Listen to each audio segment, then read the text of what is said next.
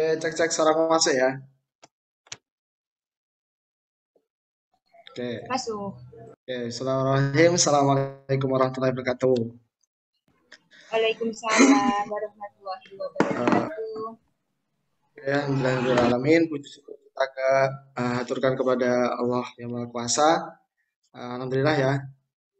Di latihan kepemimpinan satu atau di sekolah Lentera Juang ya, Brahmastra.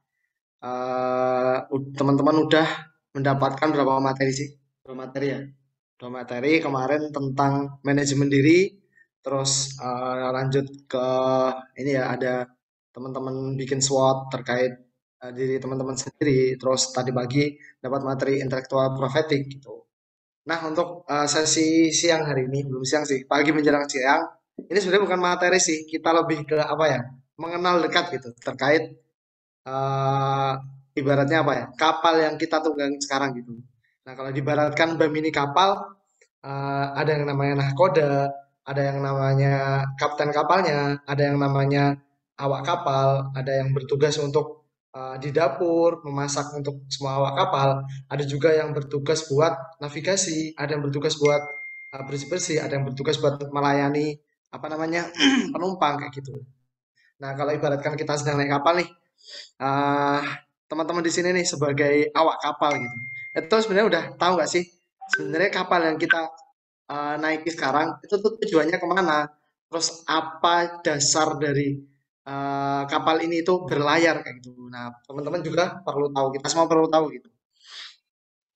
Nah, untuk siang hari ini, makanya tadi gak ada pretest ya. Dan insya Allah nanti ada proses kan? Gak ada ya. Jadi nanti teman-teman santai aja. Kita istilahnya apa ya? Cerita-cerita, bukan cerita-cerita sih. Sharing-sharing. Ya kita kenalan bareng gitu terkait eh, kapal yang sedang kita tunggangi sekarang gitu. Oke, next deh, next. Oh ya, sih betul. Jadi nanti ini insya Allah nanti disampaikan aku berdua ya, aku sama Amar gitu, sama Wapres gitu. Ini cuma cerita-cerita aja. Nah, sebelum masuk nih, seperti tadi ya, kapal yang kita naiki yaitu BEM. Aku pengen tahu nih, pengen tanya salah satu di antara teman-teman di sini. Sebenarnya apa sih BEM itu? Apa itu Badan Eksekutif Mahasiswa gitu? Coba, ada yang mau jawab? Nanti dapat nilai tambahan nih, dicatat sama kesiswaan gitu. Ayo, aku tawarkan ke teman-teman. Nggak ada jawaban yang salah. Ayo, silahkan. Bisa angkat tangan, kasih emot angkat tangan. Gampang lah jawabannya. Ayo, ayo.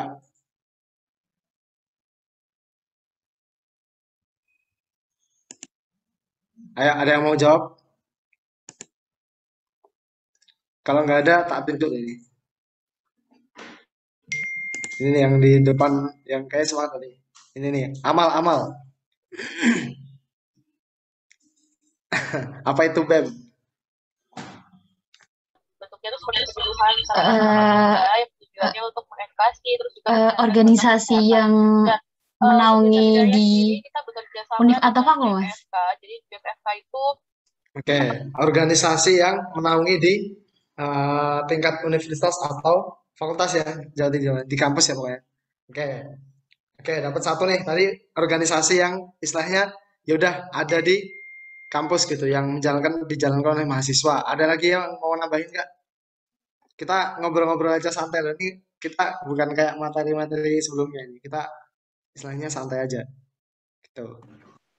Ya, ada yang mau nambahin? Lumayan dapat nilai bagus. Ini nih, Alia nih. Alia ada angkat tangan tadi. Udah bersuara kayaknya. Ayo, ayo. Yang lain ada yang mau nambahin? Coba Umam dari Avicenna.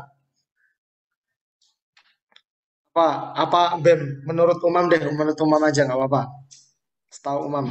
BEM itu BEM itu Badan Eksekutif Mahasiswa. Sudah. Oke, iya. Mantap. Buah akronim ya. Iya, dasar Umam. Oke, BEM itu Badan Eksekutif Mahasiswa. Oke, aku mau ngasih kesempatan satu kali lagi nih buat satu orang lagi nih. Lumayan nih, aku bakal bagi-bagi nilai ke teman-teman nih. Bakal banyak pertanyaan di sesi kali ini. Ayo, ada yang mau? Tak tunjuk lagi nih satu orang nih. Siapa ya? Ah, lihat di partisipan. Kelompokku deh, kelompokku tuh ada Rahma, Rahma. Iya, Mas. Halo? Menurut Rahma, BEM itu apa? Menurut saya BEM itu tempat buat pengembangan diri. Oke, BEM adalah tempat untuk mengembangkan diri. Gitu ya. Oke, tadi kita udah dapat 3 jawaban. Yang pertama tadi, BEM adalah organisasi yang berada di tingkat universitas yang dijalankan oleh mahasiswa, entah itu di fakultas ataupun di universitas. Terus yang kedua tadi, BEM adalah Badan Eksekutif Mahasiswa. Terus terakhir tadi dari Rahma, BEM adalah tempat kita untuk mengembangkan diri. Gitu ya. Oke, jawabannya semuanya ini benar gitu, nggak ada yang salah. Oke, dan nggak ada jawaban yang mana yang lebih tepat, mana yang paling tepat gitu, nggak ada. Oke, aku mau jelasin dikit ya. Jadi benar tadi yang dibilang di pertama tadi Amal ya, bahwa BEM itu adalah organisasi yang dijalankan oleh mahasiswa yang berada di tingkat fakultas dan universitas gitu. Nah, kalau kita lihat namanya di sini badan, yaitu sebuah organisasi ya. Terus kemudian eksekutif. Eksekutif ini sebagai eksekutor gitu. Eksekutor dari ya apa ya? Kita mengeksekusi beberapa kegiatan-kegiatan dan program kerja gitu. Yang berasal dari misalnya dari masalah, kemudian dicari, dianalisis, dicari solusi, kemudian nah solusi itu berupa eksekusi program kerja gitu. Terus terakhir ada mahasiswa. Nah, mahasiswa ini berarti ya kita sebagai mahasiswa yang menjalankannya gitu. Eh, oh ya, ini nih, aku pengen cerita sedikit nih sejarah BEM di Indonesia tuh kayak gimana. Jadi dulu pada tahun 1950-an, nah itu kan di Indonesia udah ada banyak kampus-kampus tuh. Nah, kampus-kampus ini istilahnya apa ya? Ya para mahasiswanya ini membuat organisasi yang ada di kampus gitu. Nah, dulu tuh namanya bukan BEM, dulu tuh namanya DEMA. Nah, di DEMA ini ya seperti BEM sekarang sih. Nah, jadi ada perkumpulan mahasiswa, kemudian mereka istilahnya tuh berkumpul, eh, kemudian melakukan gerakan-gerakan gitu. Dan di situ gerakan-gerakannya itu lumayan sporadis gitu, lumayan membuat kampus-kampus itu resah, rektorat-rektorat yang ada di kampus itu resah gitu. Karena mereka istilahnya apa ya, menekan banyak pihak gitu, terutama di secara nasional ya. Ketika itu pada akhirnya pada tahun ketika ini ya Soeharto udah menjabat, nah itu kan banyak sekali istilahnya apa ya, hak-hak masyarakat yang diusik gitu oleh pemerintahan Soeharto. Nah, ketika itu dema-dema yang ada di universitas-universitas ini pun ya gitu buat narasi-narasi terkait turunkan Soeharto, turunkan Soeharto. Nah, kemudian karena memang dulu dinilai pemerintahan Soeharto ini diktator ya, diktator gitu. Nah, akhirnya Kementerian Kebudayaan, Pendidikan dan Kebudayaan ketika itu tuh membuat SK di mana DEMA itu dilarang, dibubarkan. DEMA ini dibubarkan, akhirnya ya udah bubar. Terus akhirnya ketika itu yang dibolehkan adalah Badan Senat Mahasiswa gitu. Nah, Badan Senat Mahasiswa ketika itu ya udah pada awalnya mereka membuat ya istilahnya kayak peraturan-peraturan buat mahasiswa doang. Jadi nggak ada yang namanya tuh aksi-aksi kayak gitu tuh nggak ada di zaman Soeharto. Ketika habis DEMA dibubarkan tuh nggak ada aksi-aksi kayak gitu. Nah kemudian setelah itu kan dari DEMA itu kan mereka buat apa istilahnya ya, kayak produk-produk hukum gitu. Jadi kayak berupa peraturan dan mereka mereka juga membuat yang namanya proker-proker. Nah dari proker ini yang jalankan tuh bukan DEMA sih, apa nama tadi? Badan Senat Mahasiswa ya. Itu yang jalankan bukan Senat Mahasiswa, tapi ada yang namanya tuh apa ya? aku lupa namanya, tapi sebagai eksekutor gitu, eksekutor dari proker-proker yang dibuka oleh Senat Mahasiswa gitu. Nah, terus akhirnya setelah uh, apa ya, berkembangnya zaman, badan eksekutor ini menjadi badan tersendiri, yaitu BEM inilah. Jadi jalan badan eksekutor mahasiswa. Jadi ketika itu memang badan eksekutif mahasiswa ini lahir dari senat mahasiswa tadi gitu. Nah, kemudian badan eksekutif mahasiswa ini mulailah apa ya, jati dirinya itu seperti DEMA yang ada di tahun 1950-an, yaitu sebagai ini ya, sosial kontrol terhadap pemerintah yang ada atau bahkan kebijakan-kebijakan yang dikeluarkan oleh kampus, oleh rektorat gitu. Oke, itu tadi secara singkat ya. Oke, langsung nih. Yang kedua nih. Terus kalau tadi ya, apa namanya, kita udah tahu sejarah terkait BEM, yaitu tadi ya, sejarahnya kayak gitu ya. Dimana sebelumnya namanya DEMA, terus kemudian dibubarkan, terus lahir lagi dari Senat Mahasiswa gitu, sebagai eksekutor program kerja yang dibuat oleh Senat Mahasiswa gitu. Nah gitu. Jadi tadi apa yang dibilang sama Amal tadi ya, itu benar banget. Kalau badan eksekutif mahasiswa ini adalah istilah mahasiswa ini berkumpul membuat suatu organisasi, kemudian menjalankan organisasi ini di tingkat fakultas maupun universitas gitu. Terus muncul pertanyaan lagi nih. Terus kalau gitu apa bedanya sama OSIS gitu? Apakah bedanya cuma enggak deh. Ya udahlah, pokoknya aku tak pengen tanya ke teman-teman deh. Ini aku mau bagi-bagi nilai buat teman-teman. Ya, oke, aku pengen apa namanya? Tanya nih ke salah satu teman-teman, satu aja.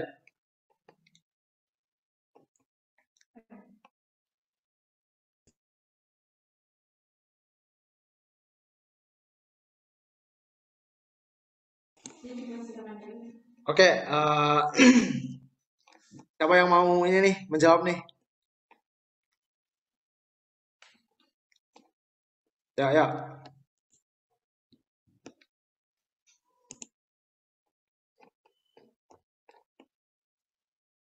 Gak ada yang mau jawab.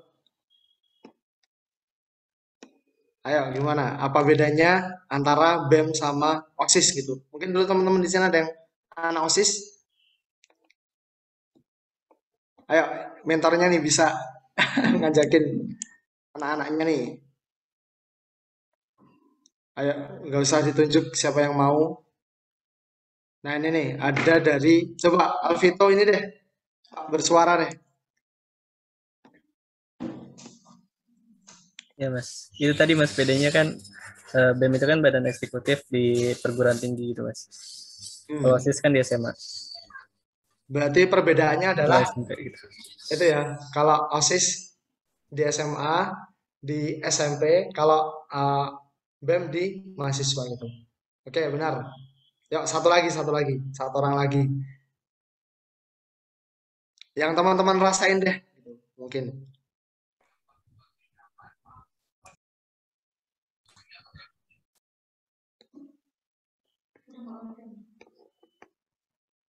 Ayo, ada yang mau jawab lagi? Aku mas. Wah, siapa tuh? Ya, silakan, Ini silakan. kalau sepemikiranku kalau OSIS itu kan kayak peraturan-peraturannya itu lebih ke yang ke sekolahnya gitu. Tapi kalau BEM itu bisa kayak lebih ke masyarakat gitu. Terus ada aksi-aksi turun jalan kayak gitu. Kalau OSIS kan biasanya cuma lingkup sekolah gitu tahu. Oke, sip. Oh, bagus, bagus. Jawaban yang sangat bagus, mantap.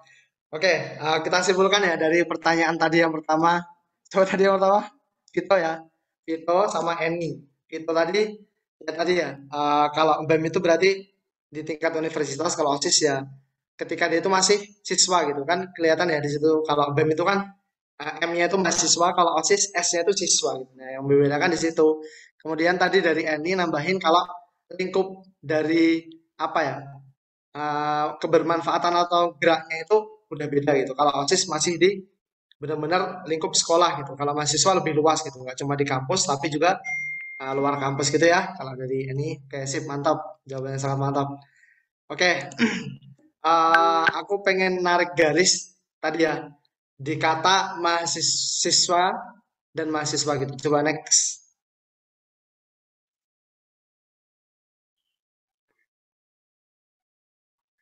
Oke, mahasiswa bukan lagi siswa gitu. Jadi teman-teman perlu tahu perbedaan antara mahasiswa sama siswa. Nah, di sini teman-teman kan ada yang angkatan 2020, berarti udah sekitar 1 tahun lebih, 1 tahun lah, 1 tahun pas ya, 1 tahun teman-teman kuliah gitu. Kemudian yang teman-teman angkatan 2019 udah kuliah selama 2 tahun. Terus yang teman-teman angkatan 18 itu udah kuliah selama 3 tahun gitu. Nah, mungkin udah cukup merasakan ya perbedaan antara siswa dan juga mahasiswa. Bahwa mahasiswa itu bukan lagi siswa gitu, tapi lebih tinggi lagi. Di situ ada kata mahanya. Jadi dengan tanggung jawab yang lebih besar lagi, dengan tugas-tugas lebih banyak lagi, dan juga fungsi-fungsi yang lebih kompleks lagi gitu. Nah, oke, next.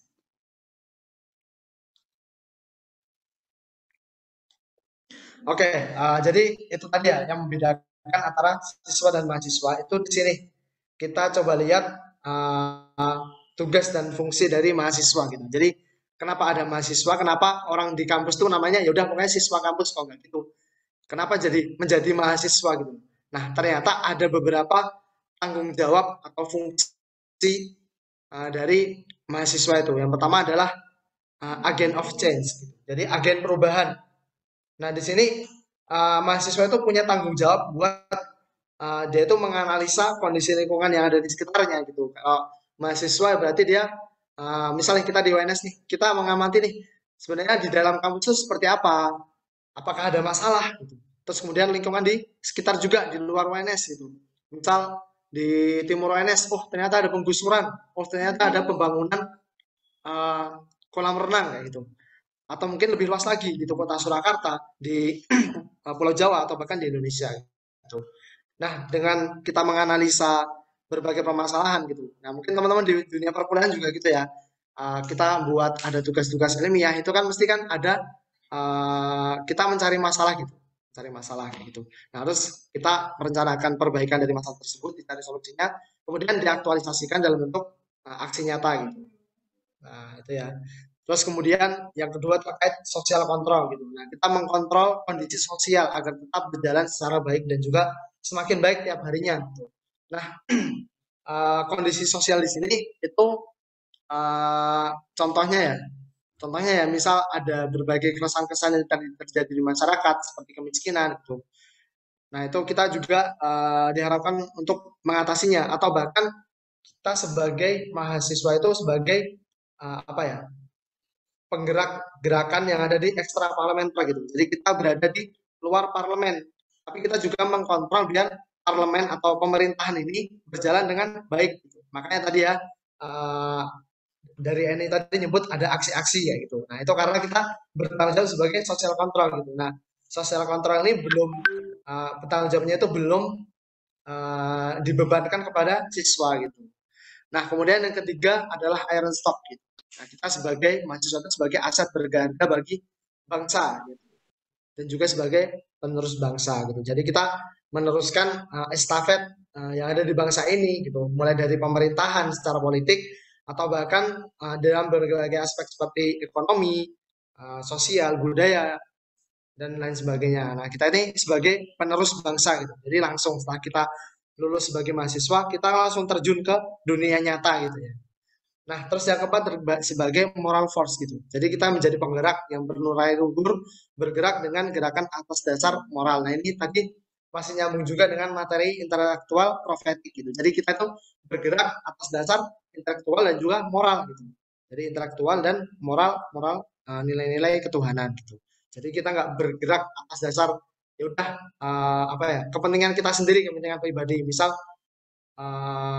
ya kayak gitulah pokoknya kita bergeraknya itu atas dasar moral kebaikan untuk bersama gitu. Nah itu tadi terkait mahasiswa, perbedaan antara mahasiswa dengan siswa gitu ya. Jadi ada beberapa tanggung jawab yang perlu teman-teman ketahui gitu sebagai mahasiswa. Nah kemudian kalau mahasiswa aja udah punya tanggung jawab yang berbeda ya, maka BEM ini juga istilahnya itu punya tanggung jawab yang lebih lagi daripada OSIS gitu. Tadi udah disampaikan oleh Eni tadi. Nah di sini ada 5 poin atau 5 fungsi ya, 5 fungsi dari Badan Eksekutif Mahasiswa. Dan di sini ada 1 poin tambahan yang kita bawa di BEM FIPA UNS gitu. Oke, kita mulai dari yang pertama nih. Yang pertama terkait internalisasi gitu. Nah, maksud dari internalisasi itu seperti apa sih? Tadi yang jawab tempat ini siapa ya? BEM adalah tempat belajar. Tadi siapa ya? Lupa aku. Rahma ya. Nah, Rahma tadi ya. BEM adalah tempat untuk mengembangkan diri, tempat untuk belajar. Gitu. Nah, ya itu tadi adalah internalisasi. Jadi kita di BEM ini, kita di Badan Eksekutif Mahasiswa, terutama di sini ya teman-teman Antara Juang, itu mungkin ketika teman-teman daftar ke BEM, aku pengen belajar, pengen mengembangkan diriku. Nah, benar banget bahwa BEM ini tempat belajar dan salah satu aksi nyata atau apa ya, ya aksi nyata dari internalisasi adalah kegiatan ini, yaitu kelas Lentera Juang ini ya. Nah, ini adalah salah satu bentuk dari atau wadah buat teman-teman untuk belajar. Nah, selain kegiatan-kegiatan yang diadakan seperti ini, teman-teman juga belajar untuk menjalankan proker. Terus teman-teman juga belajar untuk menganalisa masalah, menghadapi masalah, mencari solusi. Gitu.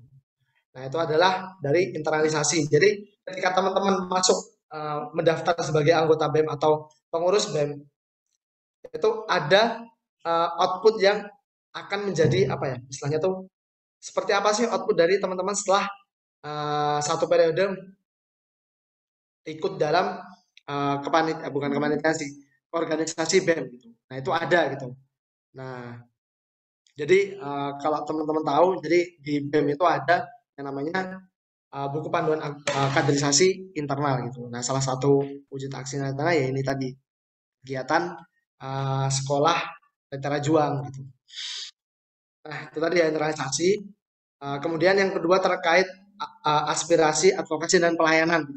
Nah, BEM di sini itu sebagai wadah kita menyerap aspirasi yang ada di mahasiswa gitu. Misal kayak, wah mahasiswa nih pandemi gini orang tua sulit untuk membayar UKT gitu. Nah, aspirasi-aspirasi itu kita serap, kemudian kita advokasikan kepada pihak kampus gitu, entah itu di dekanat maupun kepada rektorat gitu.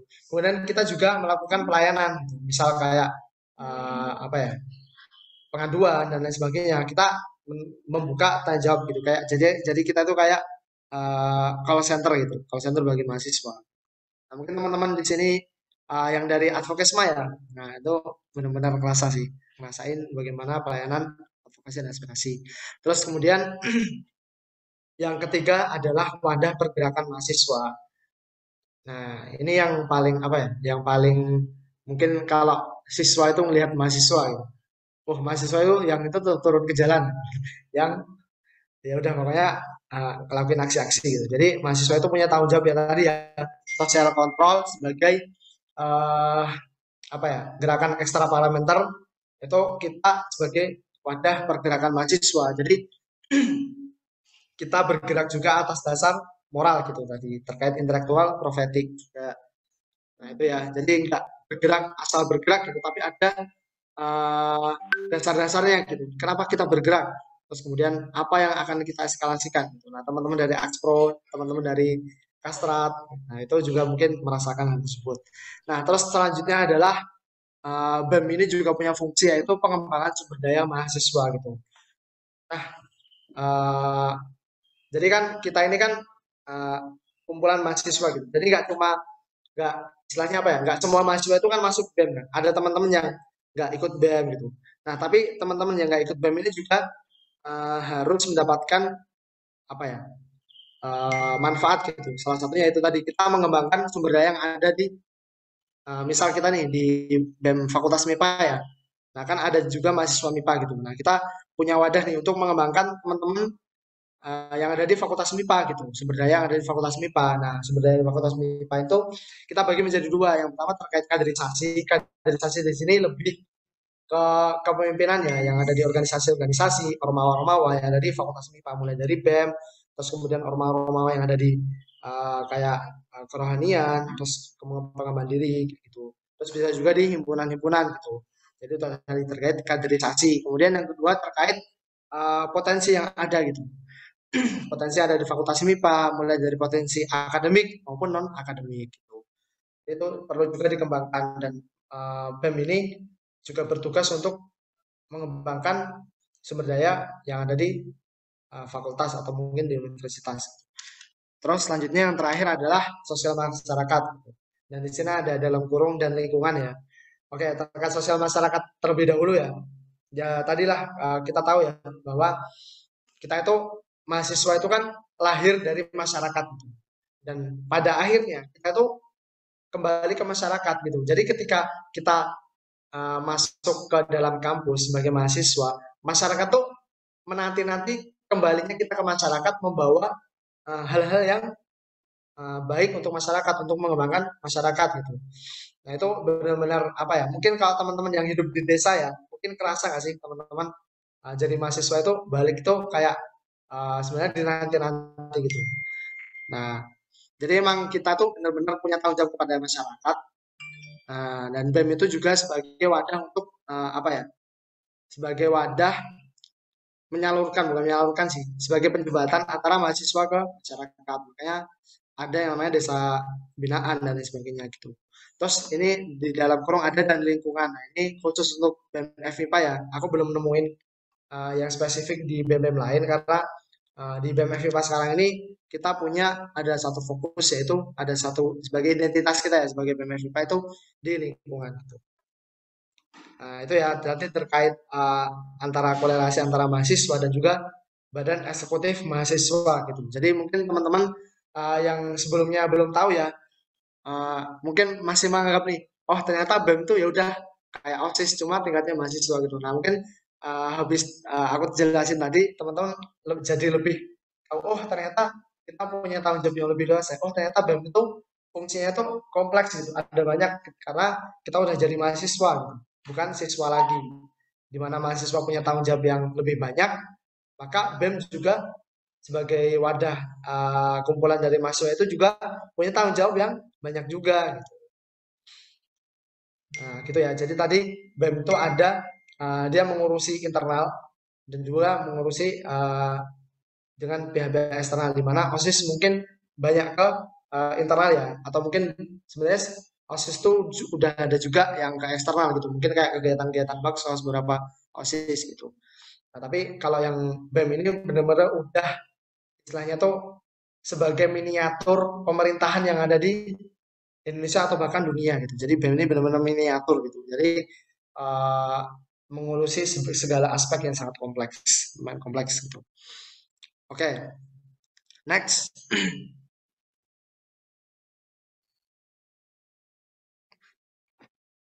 Ayo Mas, next.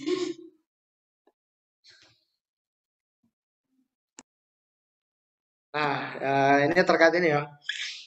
Tadi yang disinggung oleh Eni juga ya kalau nggak salah ya. Kalau OSIS itu ngurusinya internal aja, kalau BEM lebih luas gitu. Nah, benar banget bahwa BEM itu dia istilahnya apa ya?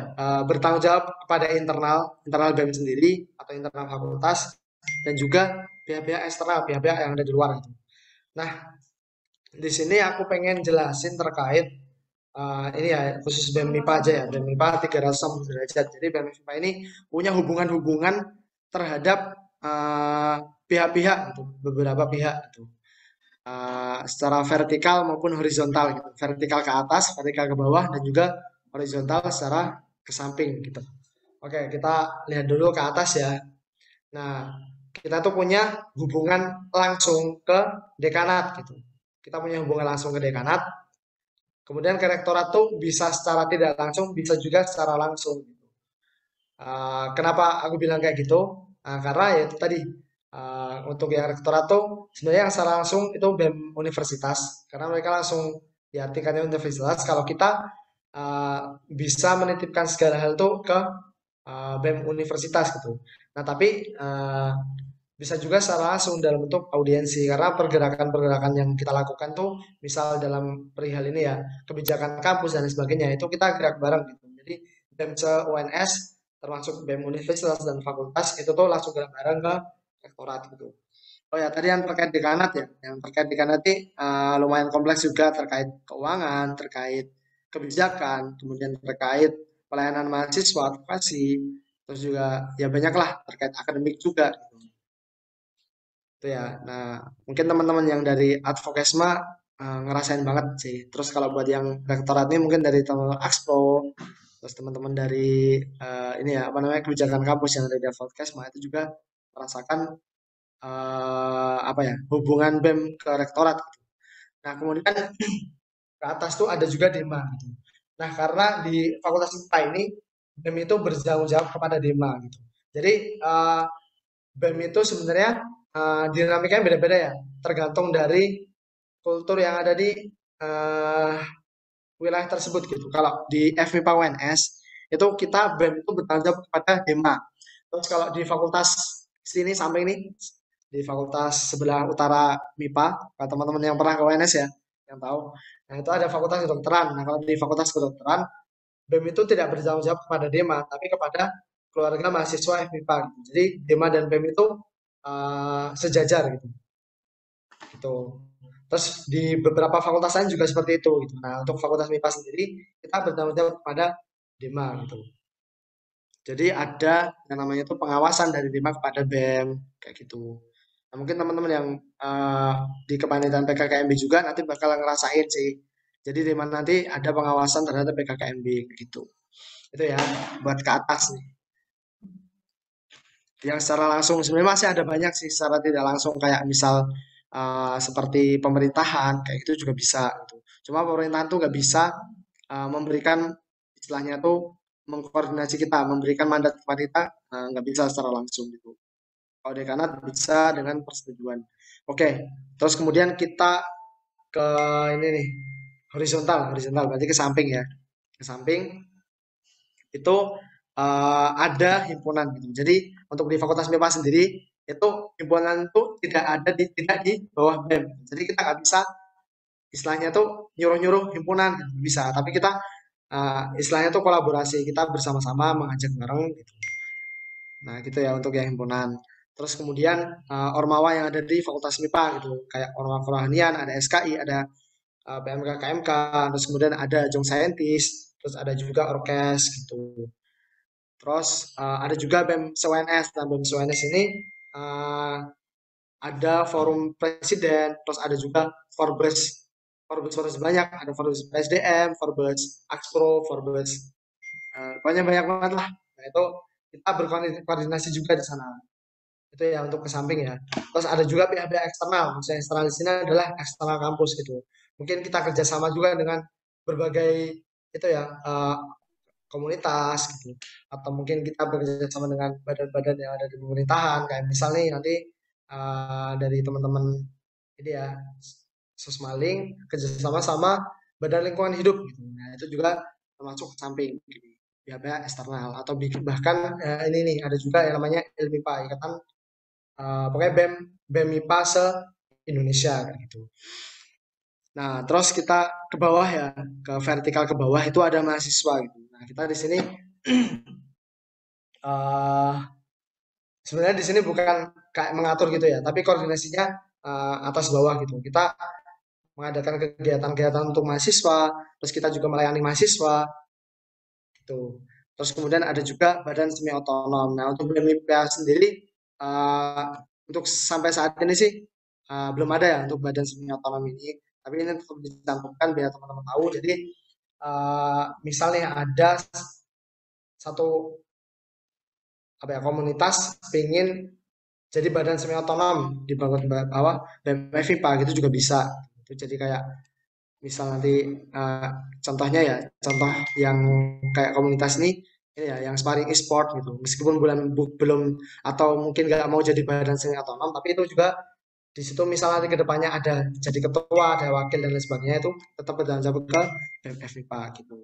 Nah itu terkait ini ya terkait BEM-IPA secara eksternal dan 360 derajat nih keluar dan ke dalam ya tapi ke dalamnya nggak bisa ditulis gitu. Jadi ke BEM-IPA-nya sendiri gitu yaitu ya tadi kita mengembangkan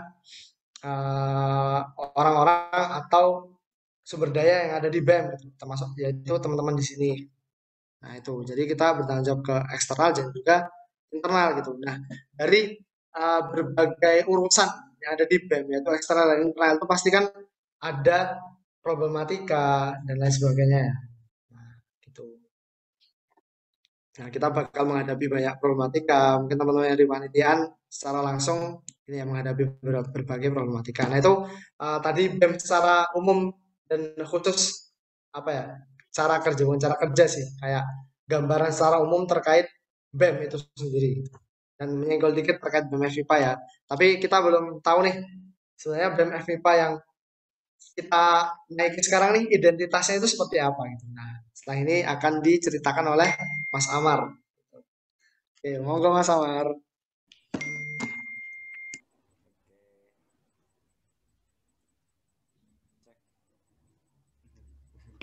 Gimana? Pusing?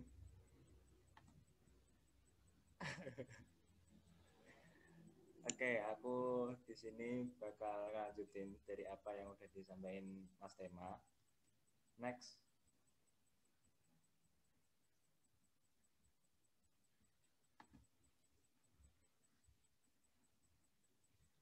Operator, tolong. Suaraku udah kedengeran ya? Kecil.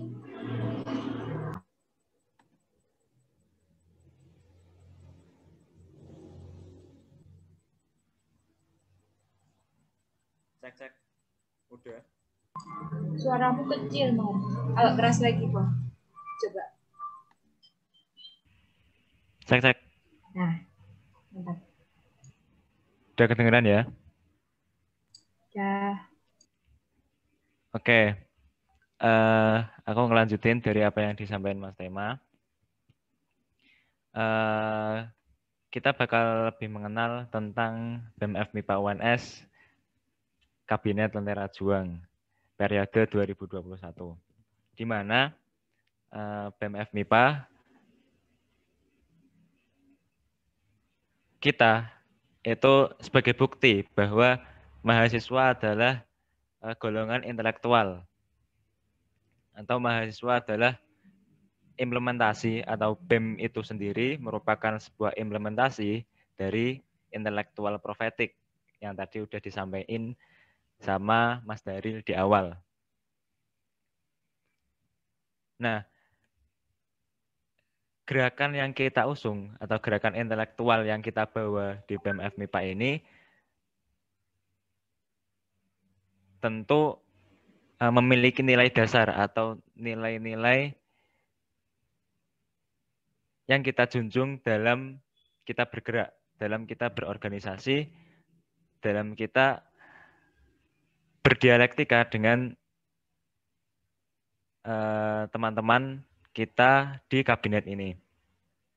Selain itu, kita juga memiliki strategi atau langkah bagaimana mewujudkan tujuan yang terkandung dalam visi misi organisasi. Nah, di awal dulu kita juga udah pernah menyampaikan bahwa visi yang kita usung adalah terwujudnya MIPA beraksi, aktif, kolaboratif, solutif, dan inovatif dengan 5 misi yang udah ada di layar. Nah, sebenarnya visi dan misi ini apa sih? Kenapa kok BEM FMIPA harus punya visi dan misi gitu? Seperti yang sudah disampaikan juga oleh Mas Dari di materi intelektual profetik bahwa kaum intelektual atau gerakan intelektual itu perlu menyusun atau merencanakan suatu cita-cita yang nanti menjadi dasar dan juga menjadi arah kita untuk bergerak. Nah, BEM FMIPA UNS 2021 ini kita memiliki cita-cita yaitu terwujudnya MIPA yang aktif, kolaboratif, solutif, dan inovatif. Nah, dengan langkah apa kita akan mewujudkan cita-cita tersebut? Dengan 5 misi. Mewujudkan internal BEM FMIPA UNS yang bersahabat, progresif, dan profesional, kemudian menciptakan pelayanan dan pengawalan, advokasi yang terstruktur, terus yang ketiga itu ada membangun gerakan mahasiswa yang aktif, kreatif, dan inklusif, tentunya tidak eksklusif, hanya anak-anak BEM. Terus kemudian membangun dan mengembangkan kualitas sumber daya alam, sumber daya dan potensi mahasiswa maksudnya, maaf. terlalu ke-trigger kuliah nih, ilmu lingkungan. Kemudian yang kelima itu menciptakan ruang pengabdian masyarakat yang kreatif. Nah, ini adalah langkah yang udah kita susun guna meraih cita-cita yang udah kita tentukan bersama juga. Nah, selain kita udah punya cita-cita, terus kita juga udah punya step-step atau langkah-langkah, kita juga butuh strategi nih untuk menjalankan langkah-langkah yang udah kita susun. Ibaratnya itu sebuah pertandingan sepak bola, suatu tim itu membutuhkan strategi yang disusun oleh pelatih dan tim kepelatihan untuk memenangkan pertandingan. Di mana strategi itu disusun sesuai dengan kualitas sumber daya manusia yang diusung. Seperti itu. Nah, di BEM FMIPA UNS ini kita punya strategi juga dalam bentuk isu strategis. Next. Yang didasari dengan 3 nilai dasar organisasi. Yang sudah aku sampaikan di awal tadi bahwa kita berorganisasi itu harus memiliki nilai atau value seperti yang sudah disampaikan Mbak Cici di hari sebelumnya bahwa kita sebagai individu, kita sebagai pribadi harus memiliki value. Nah, organisasi atau BEM FMIPA UNS 2021 ini, kabinet kita bersama ini juga memiliki value yang harus sama-sama kita junjung. Yang pertama yakni nilai religius, kemudian integritas, dan intelektual. Nah, itu adalah 3 nilai yang harus kita usung bersama di dalam kita berkegiatan, di dalam kita bergerak, dan juga di dalam kita berorganisasi. Next. Nah, ini budaya kerja. Mungkin teman-teman juga udah paham dan juga ini mungkin mengingatkan lagi bagaimana kita bekerja itu juga harus memiliki istilahnya kebiasaan atau apa ya, suatu hal yang kita biasakan dalam setiap kita bekerja. Itu ada kerja waras, kerja keras, kerja cerdas, dan kerja ikhlas. Next.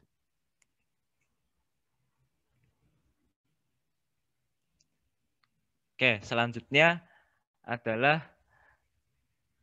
strategi yang kita susun untuk mencapai cita-cita yang udah kita tentukan juga.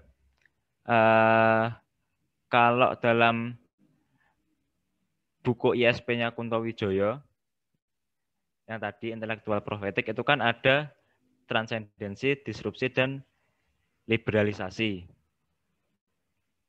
Nah, dalam buku tersebut dijelaskan kita juga perlu untuk memahami bagaimana kebutuhan kalau kita bermasyarakat, ya kebutuhan masyarakat tersebut. Terus kalau kita ada di BEM, berarti kita harus melihat kebutuhan mahasiswa tersebut.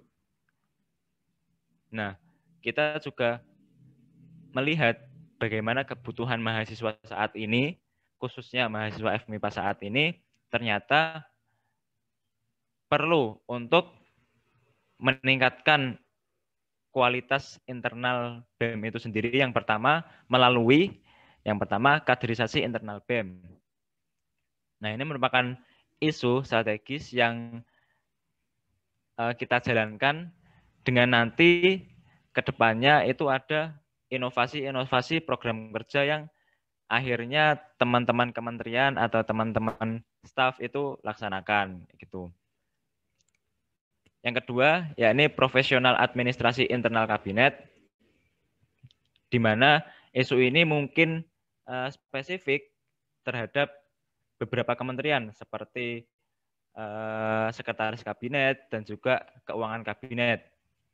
Jadi setiap isu yang kita bawa itu nantinya bakal dijalankan oleh teman-teman kementerian yang itu juga masuk dalam arahan khusus dan juga arahan kementerian bagaimana nanti kementerian tersebut berjalan.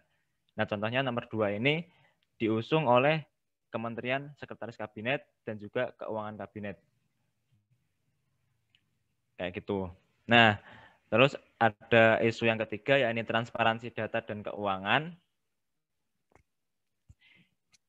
Untuk isu yang ketiga ini mungkin akan lebih spesifik kalau teman-teman menjalankan program kerja berupa contohnya di Kementerian Riset dan Pengembangan itu terdapat program kerja, progress report, terus kemudian kemarin kita udah mempublikasikan hasil 100 hari kerja dan lain sebagainya. Nah, itu merupakan interpretasi atau implementasi dari isu transparansi data dan keuangan. Nah, yang keempat itu pengembangan dan pendayagunaan insan kabinet. Bagaimana teman-teman nanti bisa berinovasi atau menghasilkan suatu program kerja yang itu mengembangkan dan mendayagunakan energi-energi yang dimiliki oleh teman-teman staf. Kemudian isu yang nomor 5 itu tentang peningkatan engagement media sosial. Kemudian yang nomor 6 itu studi riset dan data terpusat. Next.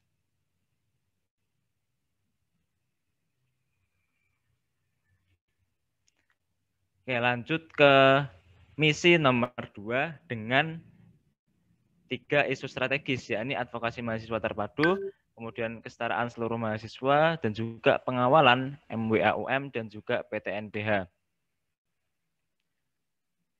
Mungkin isu-isu ini dijalankan seperti itu oleh Kementerian Advokesma, kemudian mungkin kesetaraan ke seluruh mahasiswa dan pengawalan PTNBH dan juga MWAUM ini juga kebanyakan dikawal oleh teman-teman Advokesma yang di dalamnya itu ada bidang atau kedirjenan kesejahteraan mahasiswa dan juga kebijakan kampus, di mana pengawalan MWAUM dan juga PTNBH ini masuk ke dalam isu kebijakan kampus, kayak gitu. Next.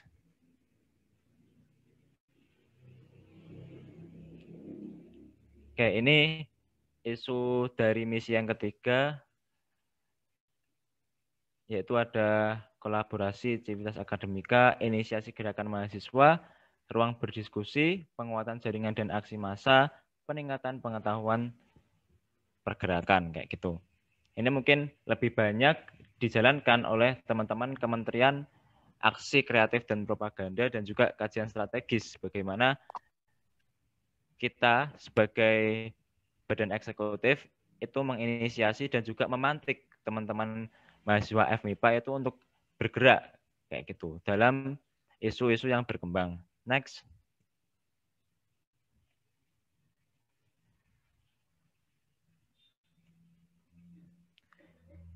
Oke, isu yang selanjutnya itu dari misi yang keempat berupa membangun dan mengembangkan kualitas sumber daya dan potensi mahasiswa.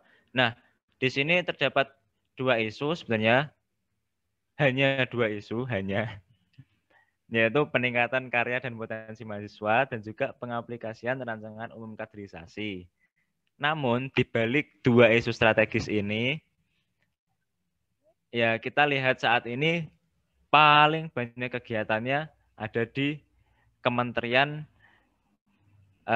Karya dan Potensi Mahasiswa dan juga Kepemimpinan dan Kaderisasi Mahasiswa, di mana 2 kementerian ini itu memiliki arahan khusus berupa 2 isu strategis ini yang ternyata di bawahnya itu bakal banyak banget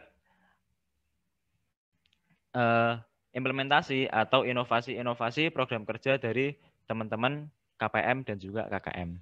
Next.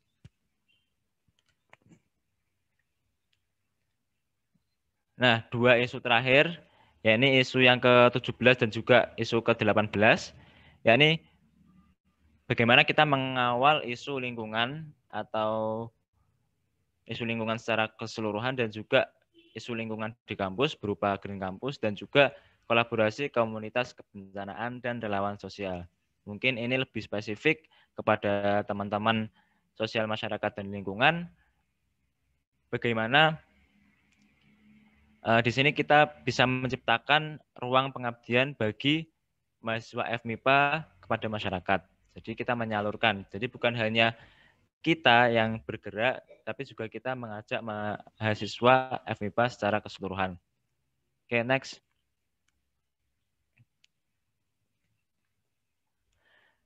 Nah, dari 18 isu strategis ini, nantinya kita itu harapannya di akhir bisa menjalankan langkah-langkah atau misi yang udah kita usung di awal untuk mewujudkan cita-cita berupa terwujudnya MIPA beraksi itu.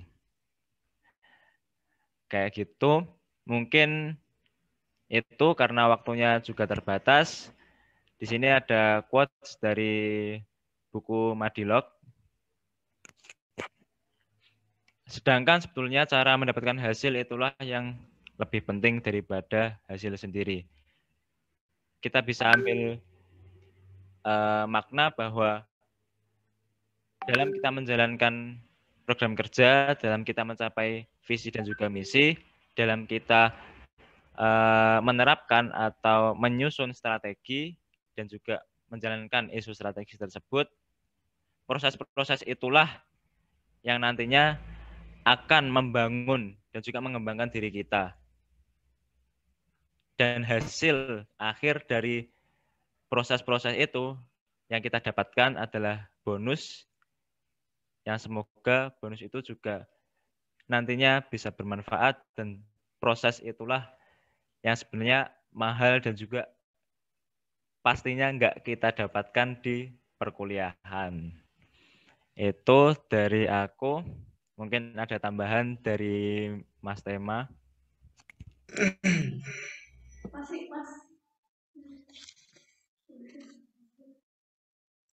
Oke, dari aku cukup sih. Ya nih, bener banget. Tadi dari ini ya, dari quotes yang ada di sini. Jadi teman-teman di sini, kami berharap di sini teman-teman tuh jalanin broker itu nggak perlu mikirin apa ya, ya maksudnya hasil gitu, hasil dari hasil akhirnya gitu. Kita lebih fokus ke proses gitu. Kita memaksimalkan apa ya, misalnya cara untuk mendapatkan hasilnya yaitu proses tadi kita maksimalkan di sana, kita benar-benar totalitas di prosesnya gitu. Nah nanti untuk hasil itu tadi kita nomor 2 gitu. Jadi yang pertama kita pentingkan proses, kita kerjakan sebaik-baiknya gitu. Entah nanti hasil bisa baik itu adalah bonus gitu, benar sama di belajar amal gitu ya. Nah tadi perkenalan ya, singkat, bukan perkenalan sih ya, kita mengenalkan biar kita lebih tahu nih sebenarnya kapal yang kita kendarai itu seperti apa gitu. Tadi mulai dari ada sejarah BEM, terus juga terkait perbedaan dari antara BEM dan juga OSIS gitu ya. Terus ternyata yang membedakan tuh pada awalnya adalah kata mahasiswa itu sendiri, di mana mahasiswa ada berbagai tanggung jawab yang lebih banyak daripada seorang siswa, yang pada akhirnya itu juga berpengaruh ke BEM gitu. Dan BEM ini juga punya tanggung jawab yang lebih dibanding dengan mahasiswa, secara entah itu secara fungsi dan juga secara apa ya, cakupan kebermanfaatan gitu. Terus juga terkait ini juga ya, tadi ada beberapa fungsi-fungsi dari BEM, ada 4, ada 5 ya, ada 5. Terus juga ada hubungan BEM dengan beberapa pihak gitu. Terus juga tadi teman-teman udah tahu bagaimana identitas dari BEM FMUNS 2021 terkait Lentera Juang. Nah, dengan harapan apa? Mungkin teman-teman kemarin ini ya ikut materi manajemen diri ya. Ketika teman-teman mungkin mengetahui bagaimana sih diriku gitu. Nah, teman-teman bakal bisa enjoy dan juga mengembangkan diri teman-teman dengan baik karena teman-teman mengetahui cara belajar kayak gitu. Nah, dengan teman-teman mengenal BEM gitu, mengenal bagaimana BEM itu bekerja, bagaimana BEM FMIPA UNS terutama ya, itu sebenarnya punya cita-cita seperti apa, tujuannya seperti apa, isu-isu apa yang diangkat, visi-misinya seperti apa, itu teman-teman juga akan berjalan sesuai dengan visi misi yang ada di BEM-FEPA gitu. Terus juga bekerja sesuai dengan nilai-nilai kerja dan juga dasar organisasi gitu. Terus juga ini ya, ketika teman-teman mengenal ini ya, mungkin teman-teman sering nih dengar kata-kata bahwa tak kenal maka tak sayang. Nah, mungkin nanti teman-teman habis mengenal nih BMF Bawanes, teman-teman jadi sayang itu. Siapa tahu nanti betah gitu di BMF tahun depan masih ikut lagi gitu ya. Itu sih dari aku.